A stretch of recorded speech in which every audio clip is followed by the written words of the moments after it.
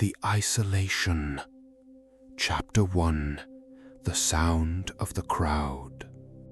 The music inside the grand banquet hall of Corinth was a deafening, chaotic wave of pipes, lyres, and loud, drunken laughter. The air was thick, suffocatingly warm, and smelled of spilled wine, roasted meats, and the heavy perfumes of 300 guests dancing beneath the flickering light of 100 bronze oil lamps. Tiberius stood in the center of the terrace, a silver goblet of unwatered wine clutched so tightly in his hand that his knuckles were white. He was 35 winters old, a wealthy merchant patrician who was invited to every elite gathering in the province. He was constantly talking, constantly telling jokes, and always surrounded by a loud circle of flatterers and acquaintances. To the outside world, Tiberius was the very definition of a man who belonged. Yet, if someone looked closely into his eyes, they would see a wild, twitching terror. The moment the conversation around him paused for even a few seconds, an immense, freezing void would open in his chest. He was terrified of the silence. He was so deeply afraid of being alone with his own thoughts that he would tolerate the company of thieves, gossips, and fools just to keep the noise going. He filled his calendar like an army commander preparing for a siege, moving from one banquet to the next, fleeing an invisible monster called Solitude. "Drink with me, Tiberius," a wealthy grain merchant roared, throwing a sweaty arm around his shoulder. "Tell us the story of your shipping venture in Alexandria again." The crowd wants to laugh. Tiberius forced a loud, practiced laugh, his heart hammering against his ribs in a state of quiet panic. "Don't leave me alone," his mind screamed as the merchant eventually drifted away toward the wine barrels. "Someone speak to me." Anyone. He looked toward the dark, quiet edge of the terrace where the marble balcony met the silent, open night sky. Standing there, completely still, looking out at the black expanse of the Aegean Sea, was Hecato. He was an old scholar who had spent 20 winters living in a small stone hut on the abandoned cliffs of the northern pass. He wore a plain, unwashed wool cloak, his posture completely relaxed, his hands resting lightly on the cold marble railing. He had been quietly observing the frantic, desperate energy of Tiberius for hours.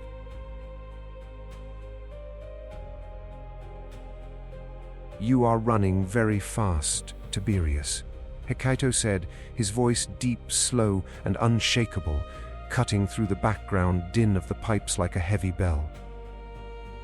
"But no matter how many cups of wine you drink, and no matter how many fools shout your name tonight, you cannot outrun the man who is waiting for you in the dark." Tiberius walked over to the railing, his breath coming in ragged gasps as he took a massive gulp of his wine. "You think I am running. I am enjoying my life, philosopher. Man is a social creature. We are meant to live together. To sit in the dark and stare at the sea like a corpse, that is the act of a madman who has been abandoned by the world." Hecato slowly turned his head, his eyes steady and filled with a profound, clinical pity. "The world has not abandoned you, Tiberius. You have abandoned yourself. Look at your hands. You are trembling because you are terrified that if the music stops, you will be forced to look into the mirror of your own soul and find nothing but an empty room." Chapter 2. The Sickness of the Parasite.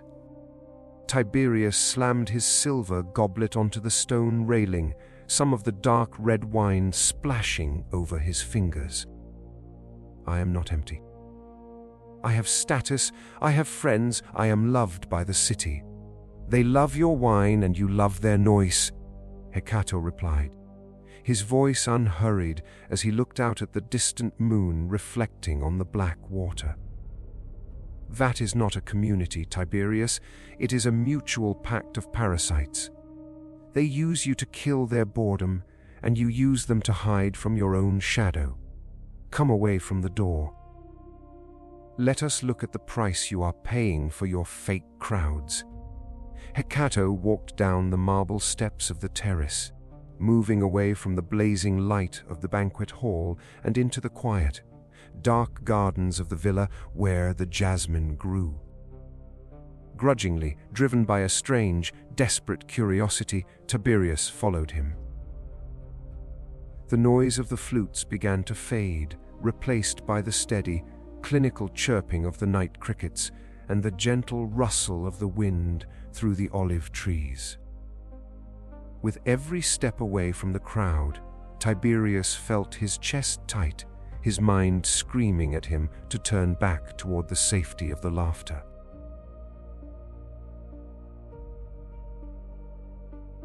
"Tell me, Tiberius," Hecato said, stopping near a dark stone fountain.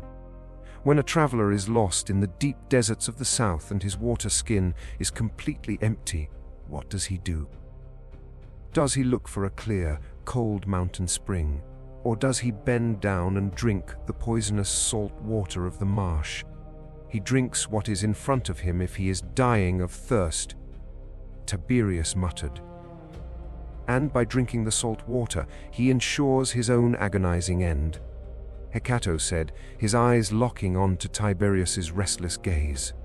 "Your fear of loneliness is that exact thirst. Because you cannot tolerate the quietness of your own mind, you feed on the superficial validation of people you do not even respect. You let their opinions, their gossip, and their low desires dictate your internal peace. You have turned your soul into a public marketplace where any passerby can throw dirt on the floor. Associate with people who are likely to improve you. Welcome those whom you yourself can improve.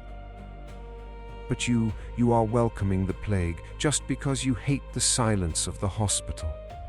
But the silence is terrifying, Hecato," Tiberius shouted, his voice cracking in the quiet garden.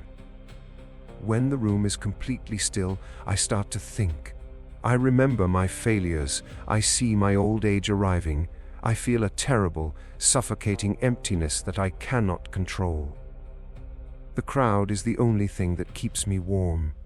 The crowd is a blanket made of snow, boy," Hecato whispered. "It feels warm for a minute, but it freezes you to death in the end." Chapter 3. The Inner Citadel. Hecato pulled a small, smooth piece of obsidian glass from his cloak and held it up under the pale light of the moon. "The human mind was designed to be a fortress, Tiberius," Hecato explained, his voice dropping into that deep, meditative rhythm of the inner citadel. The Stoic sages called it the ruling center. When a man has mastered this space, he can sit in an empty stone cell in absolute silence for days and feel completely whole. He does not need a single person to nod their head at his words, because his worth is verified by his own reason. He can look at his failures without panic, he can face his mortality with a smile, and he can find an infinite wealth within his own borders. He placed the dark glass into Tiberius's hand. "But you have built your fortress with the doors wide open," the old scholar continued. "You have no internal life. Your thoughts are just echoes of what the market said this morning. Your emotions are held hostage by whether a merchant smiled at you or a woman looked away from your chariot. You are a psychological beggar, holding out your hand for a scrap of attention. Look at the scale. The man who cannot be alone with himself is a slave to everyone else. Whoever can control your loneliness can control your entire life."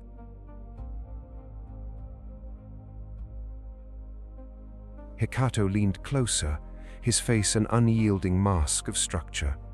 "Every day you must practice the clinical retreat. You do not need to move to a mountain hut like me. But you must lock the door of your room for 1 hour every evening, blow out the lamps, silence the music, and sit on a plain wooden chair. Let the anxiety rise. Let the old memories knock on the gates of your mind. Do not run to the tavern. Sit still, look the phantom in the eye, and say to your soul, "This is just my own thoughts. There is nothing outside of me that can harm my virtue." If you can survive that 1 hour of silence without weeping, you will find a power that no empire can conquer. Chapter 4. The Exile of the Stone. 4 weeks later, the illusion of Tiberius's social empire was shattered by a sudden, violent political shift, and the governor of the province was arrested for conspiracy against the emperor, and a heavy net of suspicion fell over every patrician who had frequented his inner circle.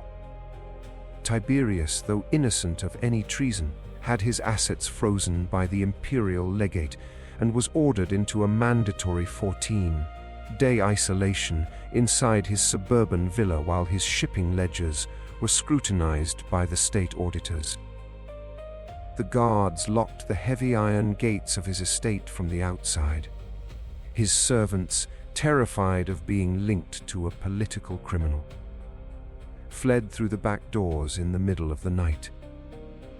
Tiberius was left completely alone. The first 3 days were a descent into a psychological hell. There were no flutes, no banquets, and no sycophants to fill the hours. The grand villa was a silent tomb of cold marble and echoing halls. The silence felt like a heavy, physical weight pressing down on his chest, suffocating him. He walked from room to room, his heart hammering against his ribs, his mind spinning into a loop of hysterical terror. He tried to drink, but the wine tasted like ash without the roar of the crowd. He wanted to scream through the iron gates to the passing soldiers, begging them for a single word just to verify that he was still alive. On the 4th night, on the verge of a complete mental breakdown, his eyes fell upon the dark piece of obsidian glass Hecato had left on his table. He stopped pacing. His hands were shaking, his brow covered in a cold sweat. He looked at the empty, dark garden outside his window. He remembered the old stonecutter's words, "The crowd is a blanket made of snow. Find your own borders." With an immense, agonizing effort of will, Tiberius forced himself to sit down on a plain, unadorned wooden bench in the center of his dark study. He closed his eyes. He blew out the single oil lamp, letting the pitch-black silence of the night swallow the room entirely. The phantoms arrived instantly.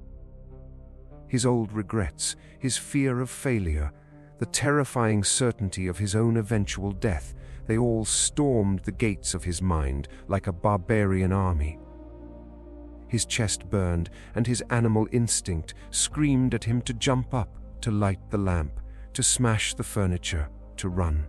But he held the space. He counted his breaths in the dark 1, 2, treating the panic not as an absolute reality, but as a passing storm outside his windows. He looked at the loneliness and said to his soul, "You are just an impression. You cannot touch my reason." Chapter 5. The Sovereign Mind. By the 9th day of his isolation, a strange, unprecedented miracle had occurred inside the stone villa. The frantic, restless pacing had completely stopped. Tiberius's posture had changed. His shoulders were square, his jaw was relaxed, and his eyes carried a deep, unhurried serenity that had nothing to do with the painted masks of his past. He spent his days reading the old scrolls of Marcus Aurelius, exercising his body in the quiet courtyard, and drinking plain water from the stone well. he found that when he stopped running from the silence turned into a powerful, protective shield. The emptiness in his chest had been filled not by the noise of strangers, but by the solid, forged concrete of his own character. He didn't feel like a beggar anymore. He felt like a king who had finally conquered his own territory.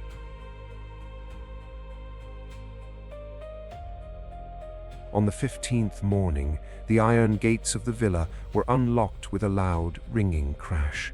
The imperial herald entered the courtyard, holding a gold, sealed scroll. "The audit is complete, Patrician Tiberius," the herald announced, bowing low. "Your name has been completely cleared of all suspicion. Your assets are restored, and the governor's new successor has invited you to a grand, celebratory banquet at the palace tonight. The city is waiting for your return." Tiberius stood in the center of the courtyard, wearing a plain linen tunic, his face completely clean of any cosmetics or oils. He looked at the gold scroll, then out at the busy avenue beyond the gates where the citizens were shouting and moving. His pulse did not quicken. He felt no rush of pride, no frantic desire to run back to the lights. He smiled, a genuine, powerful expression of absolute inner freedom. "Deliver my respects to the governor," Tiberius said, his voice deep, slow, and perfectly unshakable. "But tell him my seat at the banquet table will be empty tonight. I have an appointment with a much more important guest." The herald frowned, confused. "A guest, sir?" "Who might that be?" Tiberius placed a hand over his own chest, looking at the clear morning sky with an unshakable peace. "Myself. I have spent 30 years ignoring him, and I am not planning to walk away from his company ever again. Nowhere can man find a quieter or more untroubled retreat than in his own soul. Avail yourself of this retirement continually and renew yourself." Tiberius took a deep, clean breath of the morning air. The crowd was gone. The status was an indifferent shadow, but as he closed the heavy oak doors of his study to enjoy the quiet dawn, he knew he was finally unshakable. Most of us spend our entire lives fleeing our own solitude. We drown our minds in digital noise. We pack our schedules with superficial meetings, and we choose fake crowds over a quiet room, completely blind to the fact that a man who cannot be alone with his own thoughts is a prisoner of the world. We have made ourselves psychological dependents, begging for attention from a mob that does not care about our souls. But a Stoic knows that solitude is the forge where the iron of character is hardened. The next time you feel that sudden, uncomfortable anxiety of being alone, stop. Do not reach for your phone. And do not run to the noise. Step back into the inner citadel of your mind, sit in the quiet room, and look your own soul directly in the eye. Clear the external noise, find your own borders, and spend your limited energy only on the strength of your own reason.